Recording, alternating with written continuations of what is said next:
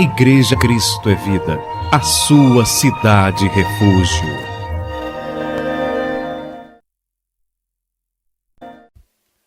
Amém, irmãos? Então vamos à Bíblia. Romanos capítulo 4, versículo 1 em diante.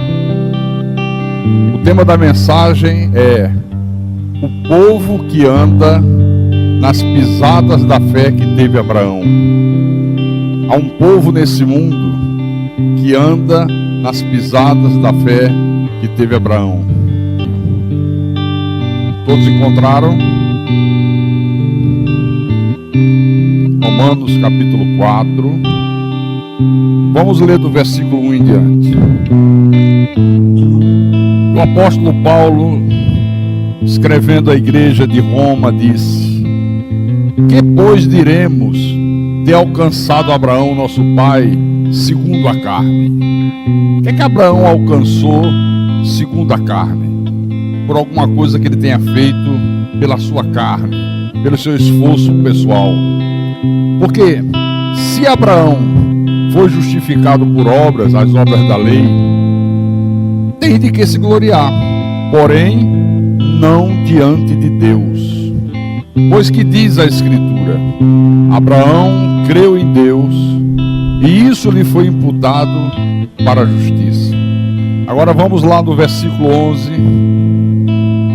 O apóstolo diz que ele recebeu o sinal da circuncisão como selo da justiça da fé que teve, quando ainda incircunciso, para vir a ser o pai de todos os que creem, embora não circuncidados, a fim de que lhe fosse imputada a justiça.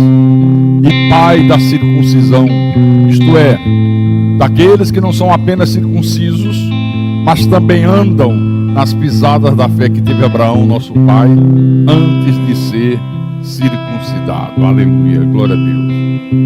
Diga: há um povo nesse mundo que anda nas pisadas da fé que teve Abraão. Vamos orar para que Deus fale ao nosso espírito nesta manhã. Oremos ao Senhor Deus agora. Senhor Jesus Cristo, Deus de todo o universo, Criador dos céus e da terra, Deus soberano, Deus sobre todos, aqui estamos nós reunidos, meu Pai, no dia do Senhor, o dia que o Senhor reservou para que nós prestássemos ao Senhor todo o nosso louvor, toda a nossa adoração, para que nós pudéssemos ouvir a Tua voz, aprender de Ti, sermos consolados pelo Teu Espírito Santo, recebermos orientação para nossas vidas, para o nosso viver diário. Estamos aqui pela fé, por obediência à Tua palavra. Não estamos aqui como religiosos que fazem as coisas mecanicamente, não espiritualmente.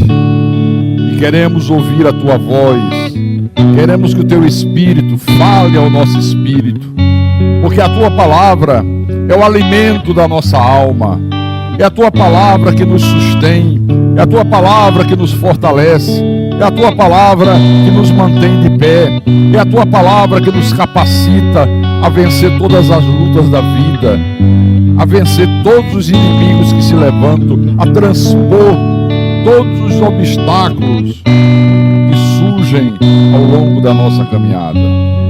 Usa-me nessa manhã como Teu servo, como Teu pastor.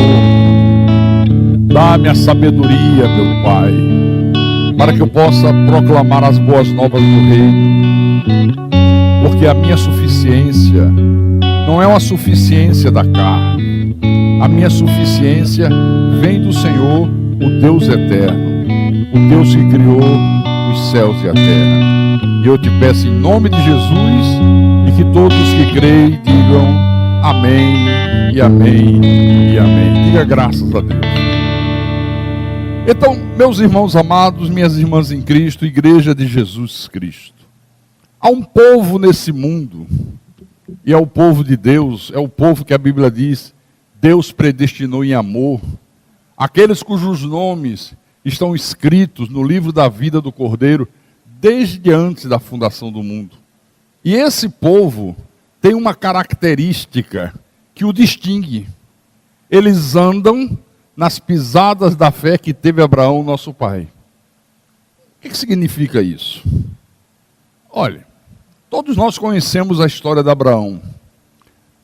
A fé que Abraão teve não foi uma fé da carne, não foi uma fé natural, porque a fé da carne, a fé natural, todo mundo possui. Todo ser humano possui essa fé natural. Por exemplo, nós que estamos aqui nessa manhã, até o momento que Deus nos chamou, nós vivíamos essa fé natural. Todos nós, sem exceção. Você quer ver uma coisa?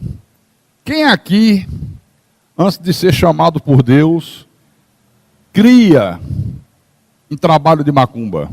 Eu já levantei a minha mão. Olha lá. Quem cria em santos da Igreja Católica, em acender velas, em simpatias, em óleo ungido, sal ungido, corrente de libertação. Há uma irmã na igreja de Recife, que ela passou muito tempo, muitos anos no budismo, e ela tinha um pequeno negócio, e um dia ela ouviu o programa de rádio, Deus abriu o coração, deu entendimento a ela sobre a palavra, ela veio para a igreja, se converteu, e um dia ela me disse assim: pastor, eu passei tantos anos no budismo, e nunca consegui prosperar. Um dia disseram para mim: por que você não está fazendo a coisa certa? Pega uma imagem de Buda, coloque num prato, lá no seu pequeno negócio, encha de moedas em volta e deixa lá, que você vai ver como Buda vai atrair prosperidade. Ela disse: eu passei mais de 10 anos esperando até hoje, nunca recebi prosperidade nenhuma. Tem gente lá fora que crê em horóscopo. Acorda de manhã, liga o rádio para ouvir horóscopo, pega o jornal para ler o horóscopo. Eu era assim. Eu sabia que eu cria em horóscopo também. Comprava o jornal de manhã quando ia trabalhar. A primeira coisa que eu ia era na página do horóscopo. Signo de Libra. Hoje você vai ter um dia maravilhoso. E eu, beleza, glória a Deus. Gente que crê em tarô, em duende, em rosa ungida, em colocar um copo com água na frente da televisão para o pseudo-pastor, o pseudo-missionário orar, ungir aquela água. Tudo isso é a fé natural, é a fé da carne. Então, esta não foi a fé que Abraão teve. Não foi a fé que Davi teve. Não foi a fé que o profeta Elias teve. Não foi a fé que o apóstolo Paulo teve. Então, quando Paulo diz à igreja que nós temos que andar nas pisadas da fé que teve Abraão, ele está dizendo que nós temos que crer da mesma maneira que Abraão creu. É esse o sinal que distingue quem são os verdadeiros eleitos, quem faz parte da nação santa, quem faz parte do sacerdócio real. Não é congregar numa igreja apenas, não é ter uma Bíblia debaixo do braço, não é mudar a maneira de vestir, não é não cortar o cabelo à mulher, não, é andar nas mesmas pisadas da fé que teve Abraão. Porque fé natural, todos possuem. Agora, a fé que Abraão teve, só os eleitos de Deus têm. Diga glória a Deus por isso. Só os predestinados possuem esta fé. No momento que Deus nos chama, no momento que Deus te chamou, Deus te selou com o Santo Espírito da promessa e Ele te concedeu naquele momento o dom da fé, que é a fé que teve Abraão. Por isso, quando a gente abre a Bíblia, eu quero que você abra agora, lá no livro da Epístola de Judas, antes de começar o Apocalipse, tem Judas. Judas, versículo 3. Judas diz assim: amados, quando eu empregava toda a diligência em escrever acerca da nossa comum salvação, foi que me senti obrigado a corresponder-me convosco, exortando-vos a batalhardes diligentemente pela fé, que uma vez por toda foi entregue aos santos. A fé como a fé abstrata e a fé como um conjunto de verdade, que de uma vez por toda foi entregue aos santos. Só os santos a possuem, só os santos têm esta fé, ninguém mais tem. A fé de Abraão é uma fé que o próprio Deus entrega ao seu povo, aos seus filhos, aos seus escolhidos. Só os escolhidos de Deus possuem esta fé. Diga graças a Deus. Na segunda epístola de Paulo aos Tessalonicenses, 2 Tessalonicenses, capítulo 3, versículo 2. Vamos ler o versículo 1 também para ficar melhor compreensível o texto. Paulo está escrevendo para a igreja. E ele diz: finalmente, irmãos, orai por nós, para que a palavra do Senhor se propague e seja glorificada, como também está acontecendo entre vós, e para que sejamos livres dos homens perversos e maus, porque a fé não é de todos. Olha, a fé não é de todos, a fé é um dom que Deus só concede ao seu povo, Deus só concede aos que Ele predestinou em amor, aqueles cujos nomes estão escritos no livro da vida desde antes da fundação do mundo. Um pouco adiante, na epístola de Tito, que é uma das epístolas pastorais, epístolas que Paulo escreveu para pastores. Tito era um jovem pastor. Tito capítulo 1, versículo 1. Ele começa a sua epístola a Tito dizendo: Paulo, servo de Deus e apóstolo de Jesus Cristo. Eu amo essa expressão. Ele se identifica: eu, Paulo, servo de Deus, diferente de hoje, né? Eu, pastor fulano de tal, da igreja batista, da igreja assembleia, da não sei o quê. Não, eu não sou pastor de nada, eu sou servo do Deus Altíssimo, pastor do Deus Todo-Poderoso, pastor do Senhor Jesus Cristo. E apóstolo de Jesus Cristo, para promover a fé que é dos eleitos de Deus e o pleno conhecimento da verdade segundo a piedade. Então, esta fé que só os eleitos possuem, o que é que ela faz? O que é que ela realiza na minha vida e na tua vida? Ela gera em nós uma confiança absoluta em Deus. Quando você tem essa fé produz na gente uma confiança absoluta em Deus. E quando eu digo uma confiança absoluta em Deus, eu estou dizendo que ela leva você a confiar na palavra, a confiar no poder de Deus, a confiar na soberania de Deus, a crer que Deus está no controle de tudo. Ela nos leva a confiar na palavra, porque a palavra de Deus não volta vazia, está escrito. Ela se cumpre na tua vida, na minha vida, não há possibilidade de não se cumprir. Ela nos leva a confiar no poder sobrenatural de Deus, porque Deus pode todas as coisas. Diga: Deus pode todas as coisas. Fala para o irmão do lado: o teu Deus pode todas as coisas. Ela nos leva a confiar na soberania de Deus, porque Deus está no controle de tudo. Deus está no controle de todas as coisas. Pastor, estou passando uma dificuldade muito grande. Deus está no controle dessa dificuldade. Pastor, estou passando por momentos difíceis. Deus está no controle desses momentos difíceis. Confia no Senhor, espera nele. Fica tranquilo. Pastor, minha vida está uma maravilha, está um sucesso. Deus está no controle desse sucesso. Deus está no controle de todas as coisas. Glória, graças a Deus que está, irmão. Graças a Deus que está. Por isso nós andamos seguros, nós andamos confiantes, nós não andamos assustados, nós não temos medo do amanhã, nós não temos medo da violência, porque nada acontece sem que seja com a permissão de Deus. Não existe acaso, não existe sorte e azar. Ou eu tive um azar muito grande, ou eu tive uma sorte muito grande. Não existe isso para a nossa vida. A nossa vida está no controle absoluto de Deus. Deus está no controle da tua vida, nos mínimos detalhes, em nome do Senhor Jesus Cristo. Então, se você não andar nas mesmas pisadas da fé que teve Abraão, você nunca vai ver o sobrenatural de Deus se manifestar na tua vida.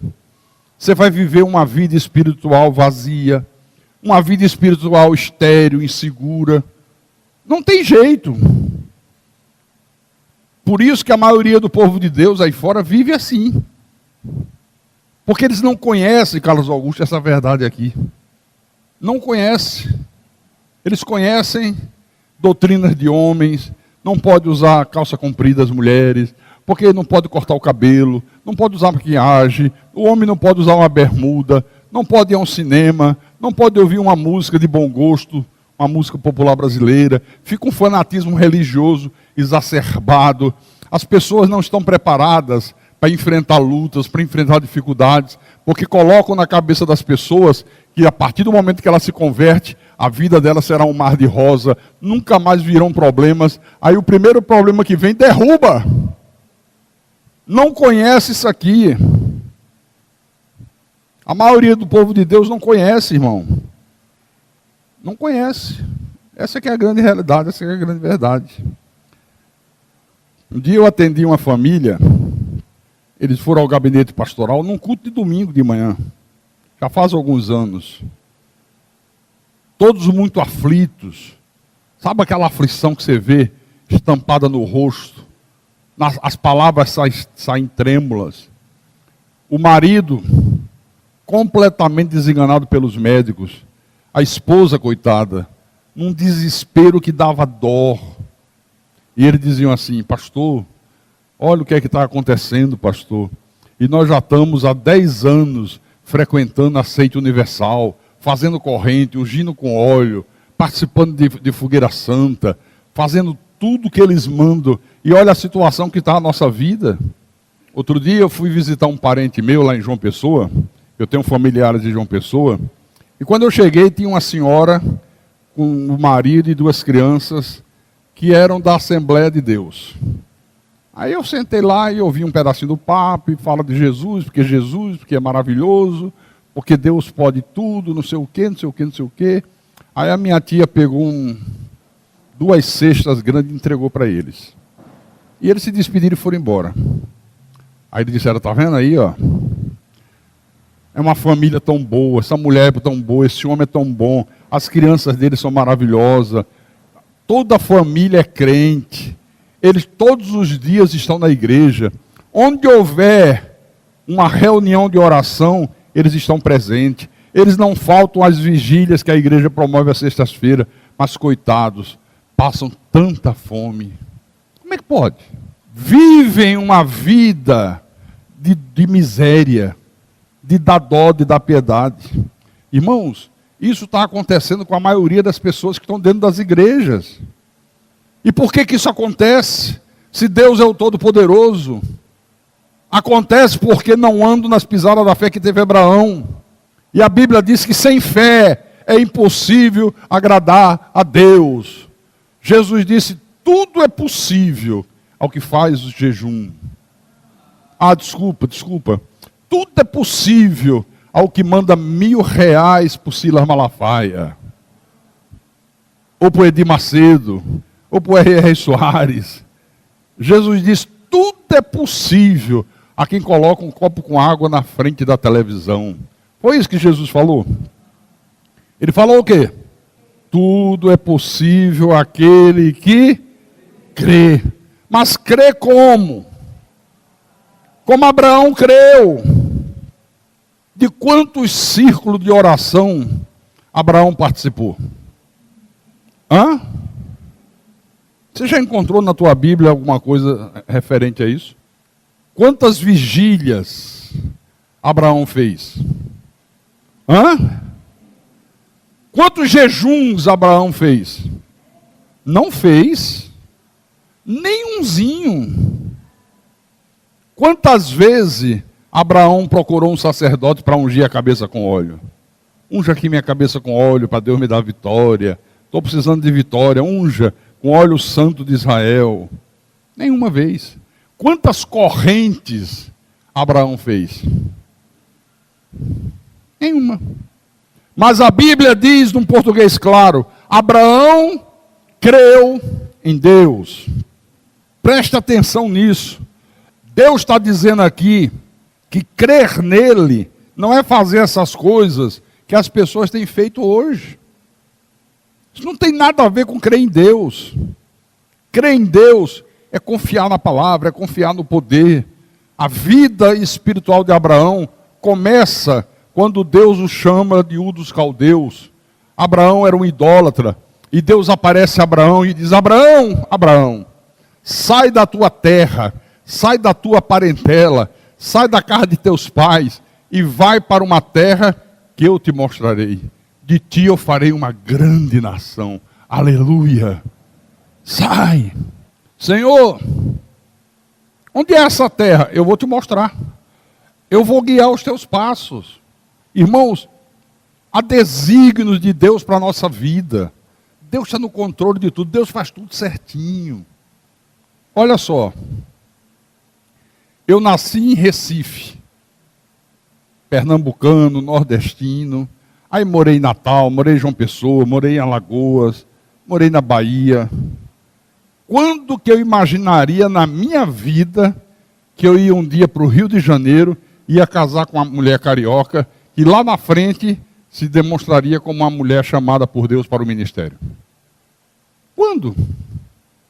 Nunca. Nunca. Católico praticante, coroinha, vestia aquela batina igual os padres, tinha o maior prazer de vai começar a missa, o padre na frente, os coroinhas atrás. Balançava o badalo, não era outra coisa não, viu? O incensário, batia o sininho, ajudava a missa. Quem diria que nos desígnios de Deus estava determinado que eu seria um pregador do Evangelho da graça de Deus, que eu pregaria o mesmo Evangelho que Paulo pregou? Amém, irmãos? Abraão creu em Deus. Sai da tua terra, vai para uma terra que eu vou te mostrar. Imagina Deus mandando: sai daqui e vai para um lugar que eu vou te mostrar. Aí você vai para onde? Para a direita ou para a esquerda? Onde é que você vai? Deus disse que para eu ir para um lugar que Ele vai me mostrar. Tá bom, vou sair da igreja, do templo. Eu vou para a direita, eu vou para a esquerda. Vai para onde você quiser. Deus vai te mostrar o lugar. Deus vai guiar os teus passos. Deus vai criar circunstâncias que vão fazer você chegar exatamente onde Ele quer que você chegue, em nome do Senhor Jesus Cristo. Amém, irmãos? Abraão creu, Abraão preparou tudo, lutou contra tudo, lutou contra todos. Imagine a luta que esse homem aqui teve. Ele tinha família, ele tinha parentes, amigos. Imagine esse homem dizer: Deus me apareceu e falou comigo. Deus mandou eu sair daqui, sair do convívio de vocês, sair dessa idolatria perversa e ir para uma terra que Ele vai me mostrar. Quantos devem ter dito: Abraão, você pirou. Abraão, você perdeu o juízo. Como é que você vai sair daqui? Aqui você convive com a família, com os amigos. A tua vida está tranquila, tudo está andando bem, tudo está dando certo, tudo está indo de vento em popa. Como é que você vai cair numa aventura dessa? Sair por essas estradas perigosas, levar tua mulher, levar os teus servos, os teus bens. Como é que você vai fazer uma aventura dessa? Mas Abraão fez. A Bíblia diz que Abraão obedeceu a Deus. Partiu Abraão, conforme o Senhor lhe ordenara. Aleluia. Essa é a fé, irmão, que Abraão viveu. Essa é a fé que nós temos que ter. Mandou sair da terra dele, da parentela dele. Quantas vezes Deus já falou para você: não faltam os cultos da igreja. E vocês faltam. Nós faltamos. Domingo é o dia do Senhor. Quantos de vocês vieram de manhã e não vão ter ânimo, disposição, coragem para voltar à noite? Imagine se você estivesse no lugar de Abraão. Sai da tua terra, sai de Fortaleza, vai para uma terra que eu vou te mostrar. Senhor, mas eu moro aqui, minha vida está toda estabilizada aqui, minha família, meus amigos, meu trabalho, meus negócios. O Senhor está mandando eu sair daqui, dessa cidade, que o Senhor vai me mostrar uma terra, eu não sei nem onde fica. Foi assim com Abraão. Por isso a Bíblia diz que os eleitos de Deus são aqueles que andam nas mesmas pisadas da fé que teve Abraão. Aqueles que confiam na palavra, confiam no poder, confiam na soberania. Deus está no controle da minha vida. Aconteça o que acontecer, chova ou faça sol, pode chover canivete, pode a vida virar de cabeça para baixo. Deus está no controle desse momento de turbulência que acontece em nossas vidas, em nome do Senhor Jesus Cristo. Amém, irmãos? Veja o que o Senhor Jesus disse no livro de Marcos, Marcos, capítulo 9, versículo 23. Ao que lhe respondeu Jesus, falando com um pai que tinha um filho possesso de espírito maligno, que já tinha recorrido a tudo e a todos, ninguém deu jeito. Aí Jesus disse, se podes, tudo é possível ao que crê. Agora eu pergunto, tudo é possível ao que crê? Como? Como Abraão creu. Aqui não está escrito, tudo é possível ao que crê no jejum. Aqui não está dizendo, tudo é possível ao que crê numa fogueira santa, ao que crê numa vela, ao que crê em Padre Cícero, ao que crê em São Francisco. Não, tudo é possível ao que crê em Deus, ao que crê na palavra de Deus, ao que crê no poder sobrenatural de Deus, ao que crê nas promessas de Deus. Para esses, tudo é possível em nome de Jesus. Eu esperava um glória a Deus mais forte. Eu vou dizer uma coisa que vai chocar muita gente. A grande maioria do povo que se diz evangélico não crê na Bíblia. A maioria esmagadora deles. Você quer ver uma coisa? Eles não creem que Jesus derrotou o diabo. Experimenta falar isso para um evangélico. Pastor, nós somos o quê? Nós somos cristãos. Nós somos cristãos. Os discípulos foram chamados de cristãos. Experimenta dizer, não, o diabo já foi derrotado. Não existe mais diabo. Olha, a turma quer sugar a tua jugular. Como é que pode? Vocês são contra o diabo está aí mesmo, ele está solto. Na minha casa mesmo está cheio de problema, ele está lá dentro. Eles gostam do diabo. Não acreditam que na cruz Jesus derrotou o diabo. Você já teve essa experiência de falar que Jesus derrotou o diabo, que Jesus colocou os demônios em algemas eternas e a pessoa querer engolir você? Já teve? 90% ou mais dos que se dizem evangélicos não creem na predestinação. Diz que predestinação é uma heresia. Não, predestinação é a coluna vertebral do evangelho. Predestinação é uma verdade absoluta de Deus. A maioria deles não acreditam que Deus é soberano. A maioria não são fiéis nos dízimos, não são fiéis nas ofertas, e é por isso que eles não veem Deus agir na vida deles. Essa é a razão, não há outra. As pessoas têm a fé, mas elas não têm a fé que é um dom de Deus, elas têm uma fé natural. Não, vamos fazer o seguinte, você está com um problema? Estou. Esse problema que você está vivendo é como se fosse uma muralha de Jericó. Você vai derrubar essa muralha e Deus vai te abençoar. Você vai fazer uma corrente de 12 sextas-feiras, aí o cara manda fazer uma muralha de isopor, pinta igual pedra, e as pessoas ficam 12 semanas dando seu dinheiro, sendo extorquidas. São verdadeiras águias espoliadoras do bolso do povo. Aí no final das 12 semanas diz, olha, agora você vai subir aqui e vai derrubar a muralha. Aí sobe todo mundo. Pá, pá, e pedaço de isopor para todo quanto é lado. Pronto, agora você vai ver como as coisas vão mudar. Você já derrubou a tua muralha. Aí passa 1, 2 semanas, pastor, eu derrubei a muralha, mas a muralha continua lá em casa. O problema continua lá. Não, mas fique tranquilo. É porque ainda ficou um restinho da muralha. Você vai fazer outra. Mais 12. Aí dessa vez você vai derrubar até o fim. Você deve ter derrubado, mas deixou um pedaço aqui em cima do altar. Tem que derrubar tudo. E as pessoas acreditam, irmão. Isso é uma fraude, isso é um estelionato espiritual. Né? E tudo isso acontece porque lhes falta o conhecimento. O livro de Oséias, capítulo 4, versículo 6. Vamos deixar Deus falar. Então vamos lá, versículo 6. O meu povo está sendo destruído por causa de um trabalho de macumba.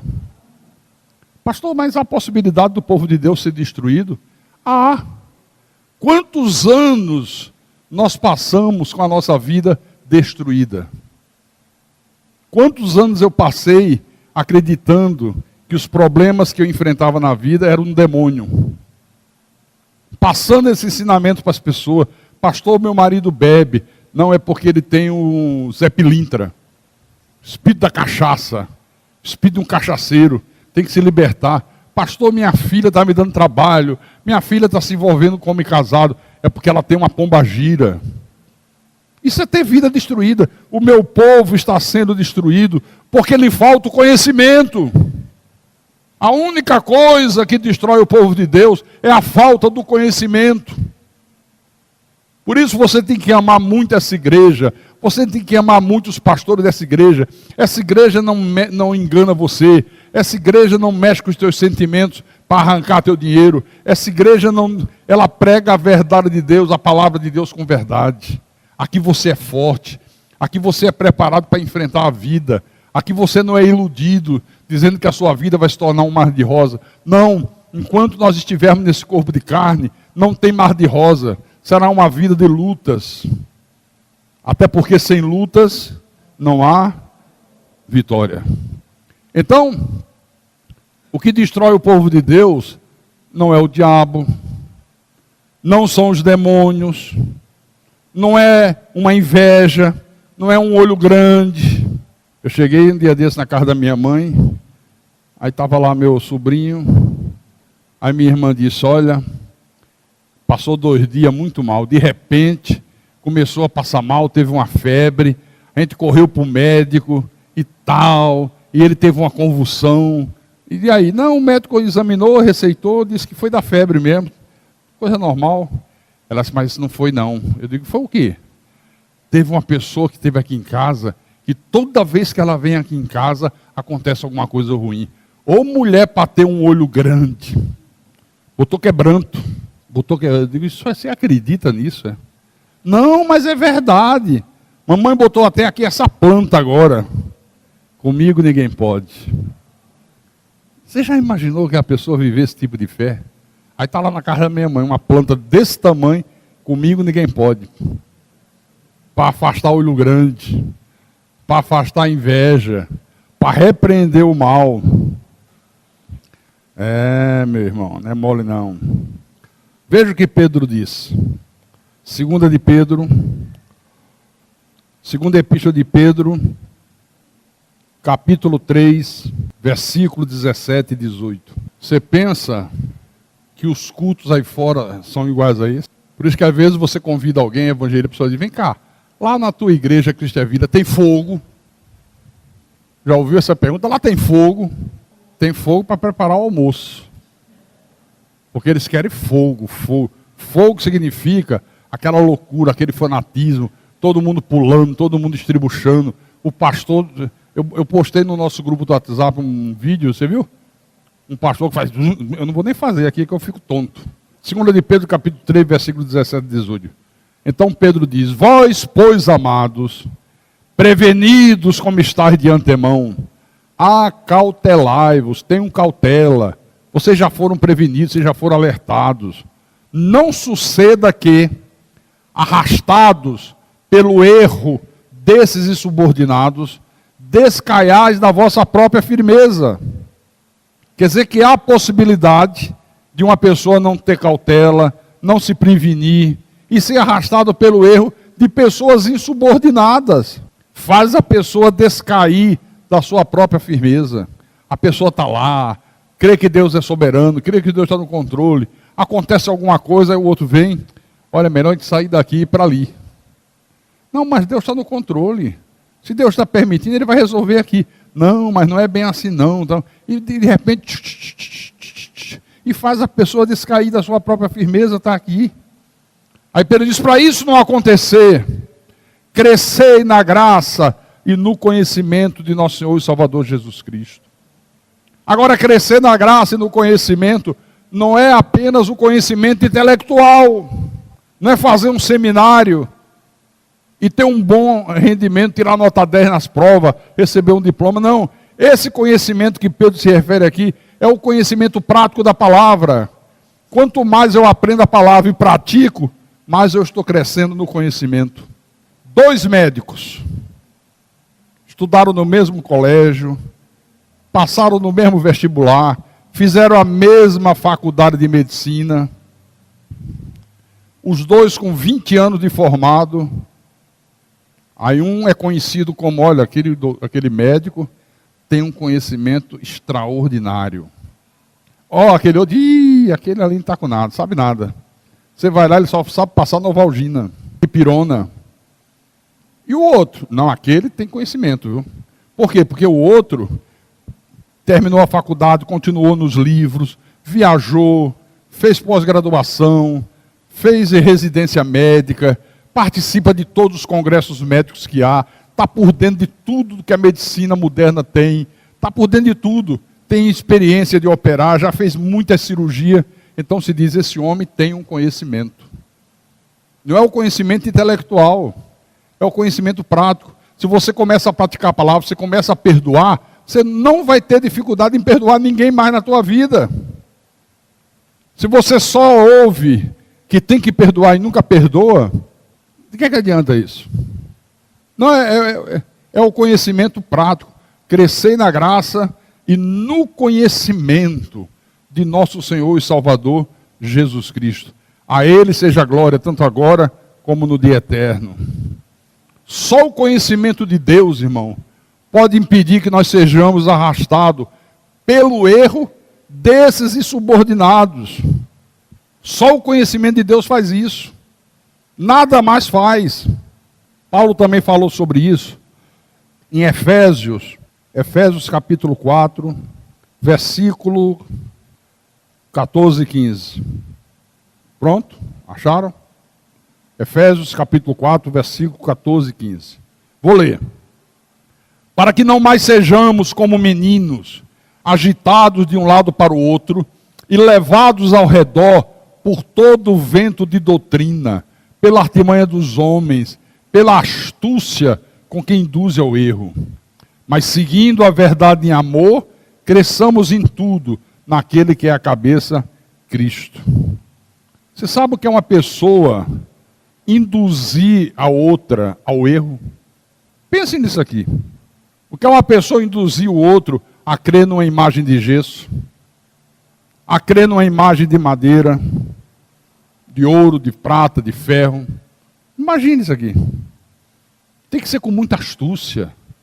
Imagine um homem chegar diante de uma câmera de televisão, num programa, se auto-intitulando pastor, profeta, e induzir milhões de pessoas a mandar para ele R$900, dizendo que se as pessoas fizerem isso, Deus tem uma bênção especial para a vida delas. Tem que ser com muita astúcia. A astúcia com quem induz ao erro está aqui, ó. Não sabe o que é. É porque você fazendo sacrifício, Deus abençoa. Não, você tem que crer nos santos, porque os santos católicos são os assessores de Deus. Pede à mãe, que a mãe pede o filho. Você já viu uma mãe deixar de atender o filho? Então você pede à mãe que ela pedindo ao filho, o filho atende, não tem outro, você crê na mãe. Tudo isso são o quê? Artimanha dos homens. Essa semana me mandaram um vídeo, sujeito dizendo que ora para que as pessoas emagreçam. Eu digo, opa! Olha, assim o templo, ó. Assim, com título de pastor. Pessoa bem gorda, deita no chão e ele fica orando e diz, ó, só hoje você já perdeu 1 quilo. Faz cirurgia invisível, acabei de tirar um tumor de você. Gente, isso está aí. Está acontecendo agora, nesse momento. E quando você combate, ele diz, não, mas Jesus disse, tudo é possível que crê. Sim, tudo é possível que crê em Deus, tudo é possível que crê na palavra, tudo é possível que crê na verdade. Por isso que ele diz, tudo é possível que crê. Ele não disse, creia numa rosa ungida, creia num sal grosso, creia num galho de arruda. Não, ele não disse isso. Essas seitas pentecostais, todas elas mensageiras do diabo. Se fosse verdade o que eles pregam, eu diria agora, presidente Dilma Rousseff, vá nessas seitas que a senhora vai encontrar a solução para todos os problemas do seu governo. que eles são poderosos. Procura eles, vai lá, faz uma corrente. Senhores empresários do Brasil, que estão enfrentando uma crise financeira sem precedentes, vão para a Seita Universal e faça a corrente dos empresários, que acaba a crise. Agora é o seguinte, tem que levar muita grana na mão, viu? Tem que levar muito dinheiro. E se não resolver? Se não resolver, eles vão dizer porque você não teve fé. Você deu dinheiro, mas não teve fé para receber a bênção. Meus irmãos, nada disso funciona. Tudo isso é um grande engodo. São homens perversos e maus que induzem as pessoas ao erro. Eles trabalham induzindo as pessoas ao erro. E qual é o objetivo, pastor, disso? Ver o povo de Deus sofrendo. Por isso Deus disse, o meu povo está sendo destruído porque lhe falta conhecimento. Quantos anos eu passei destruído? Quantos anos eu passei enganado? Por quê? Porque não tinha conhecimento de Deus. Pastor, você não tinha a Bíblia? Tinha. Mas não tinha olhos iluminados. A Bíblia só pode ser compreendida porque tem olhos iluminados por Deus. Tem que ser o Espírito Santo abrindo o teu coração para te dar entendimento sobre a palavra. Senão ela se torna um livro comum. Você lê, mas não enxerga. Hoje nós temos olhos iluminados em nome de Jesus Cristo. Aleluia, aleluia, aleluia. Olha, você que está aqui nessa manhã, Deus te trouxe a essa igreja porque você é um descendente de Abraão. Deus te trouxe um dia a essa igreja para que você viva nas mesmas pegadas da fé que teve Abraão. Você é um privilegiado, meu irmão. Eu sou um privilegiado. Deus te trouxe aqui para você conhecer essas verdades. Deus quer, Deus exige que nós vivamos nas mesmas pisadas da fé que teve Abraão. Então, creia em Deus obstinadamente. Creia na palavra, não duvide da palavra. Creia de todo o teu coração. Creia no poder sobrenatural de Deus. Creia na sua soberania. Em qualquer circunstância da vida, diga, Deus está no controle. Pastor, mas está dando tudo errado, estou enfrentando lutas, problemas difíceis. Deus está no controle disso aí. Espere em Deus. Confia nele. Tudo mais ele fará. O problema é que nós temos o hábito de achar que Deus só está no controle quando a coisa está boa. Quando nós estamos navegando em águas tranquilas. Se de repente vem uma tempestade e o barco começa a ser lançado para um lado e para o outro, a gente pensa que Deus saiu fora. Pensa que Deus nos abandonou. Deus não nos abandona nunca. Diga para o teu irmão aí, Deus não te abandona nunca. Diga, Deus pode todas as coisas. Diga para ele, a palavra de Deus não volta vazia. Diga, coloca a palavra de Deus na tua boca. Confia naquilo que a palavra diz que é teu direito. E eu quero terminar lá no livro do profeta Isaías, capítulo 43. Isaías, capítulo 43, versículo 2. Ok? É Deus falando.